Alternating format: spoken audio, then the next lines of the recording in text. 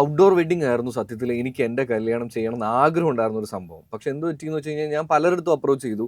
പലരും പല കാര്യങ്ങൾ പറഞ്ഞ് നമ്മളെ ടെൻഷനാക്കി. അത് കാരണം ആകെ ടെൻഷനായിട്ട് ചെയ്യണോ വേണ്ടയോ എന്നുള്ളൊരു റിസ്ക് എലമെന്റ് കുറെ ഉള്ളത് കൊണ്ട് തന്നെ ചെയ്യണോ വേണ്ടയോ എന്നുള്ളൊരു ടെൻഷനിലായിരുന്നു ആക്ച്വലി ഞാൻ. ഇപ്പോൾ ഔട്ട്ഡോർ വെഡിങ് വളരെയധികം കൂടിയിട്ടുണ്ട്. പക്ഷേ ഔട്ട്ഡോർ വെഡിങ് എപ്പോഴും ചലഞ്ചാണ്. ശരിക്കും പറഞ്ഞാൽ ഞാൻ പറഞ്ഞ ഔട്ട്ഡോർ വെഡിങ് ഒരു ലക്കാണെന്നേ പറയുള്ളൂ. കാര്യം എന്ന് വെച്ചാൽ നമ്മുടെ കേരളത്തിൻ്റെ കാലാവസ്ഥ അറിയാലോ, ഒന്നും പ്രെഡിക്റ്റബിൾ അല്ല. എപ്പോൾ മഴ പെയ്യും, എപ്പോൾ വെയിൽ വരും. കാര്യം നമ്മൾ വിചാരിക്കും ജൂൺ ജൂലൈ എപ്പോഴും മഴയായിരിക്കും. ചില സമയം മഴയെ അധികം കാണാറില്ല. നമ്മൾ വിചാരിക്കും ഏപ്രിൽ മെയ് സമ്മർ ടൈമാണ് മഴ പെയ്യില്ല. പക്ഷെ അപ്പം കൂടുതൽ മഴയും പെയ്തിട്ടുണ്ട്.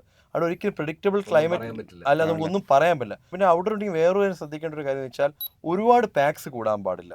ഒരുപാട് പാക്സ് കൂടി നമ്മൾ ഔട്ട്ഡോർ വെഡിങ് എന്തിനു വേണ്ടി ചെയ്യുന്നോ ആ ഒരു ആംബിയൻസും ആ ഒരു ഇത് നഷ്ടപ്പെടും. ഔട്ട്ഡോർ വെഡിങ്ങിന് എപ്പോഴും ഒരു പ്ലാൻ ബി ഉണ്ടായിരിക്കണം. ഒന്നുകിൽ അതിൻ്റെ ആംബിയൻസ് നഷ്ടപ്പെടാതെ ഒരു ജർമ്മൻ ടെൻറ്റ് യൂസ് ചെയ്യാം. ഫംഗ്ഷൻ നടക്കുന്നിടത്ത് മിക്കയിടത്തും ആ ഓഡിറ്റോറിയം ഉണ്ടാവാം. ഓഡിറ്റോറിയം റെൻ്റൽ എടുത്തിരിക്കണം. ക്ലൈമറ്റിൽ ചേഞ്ചസ് വരുമ്പോൾ നമുക്ക് ഓഡിറ്റോറിയത്തിൽ പെട്ടെന്ന് മഴ പെയ്തു, അപ്പോൾ നമുക്ക് ഫുഡൊക്കെ നമുക്ക് അങ്ങോട്ട് ട്രാൻസ്ഫർ ചെയ്ത് അവിടെ വെച്ച് ഗസ്റ്റിന് കൊടുക്കാം. ഗസ്റ്റിന് ഫുഡ് കൊടുക്കാതെ വിടേണ്ട ഒരു സാഹചര്യം ഉണ്ടാവില്ല.